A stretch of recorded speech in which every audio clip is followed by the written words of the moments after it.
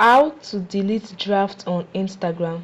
Hello everyone, welcome to TechSolve. In today's short but informative video, you will learn how to delete drafts on Instagram. This process is really quick and easy, so guys, let's jump right into it. The first thing you want to do is to go to your profile, tap on your profile picture icon in the bottom right corner of the screen. Then on your profile page, you tap on the draft button. The draft button is immediately after the post button. This is the post button.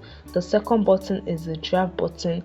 Now you can see all your drafts or your unfinished posts on Instagram. To delete any of these drafts, just click on the particular draft you want to delete, then tap on the three dots in the bottom right corner of your screen. This will open several options. Below is the delete option with a trash can icon.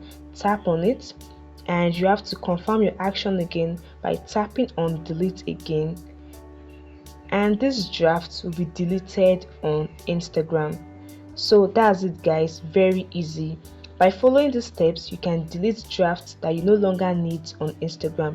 You can do it for as many drafts as you wish. I hope you found this information helpful guys. Please hit the like button and subscribe.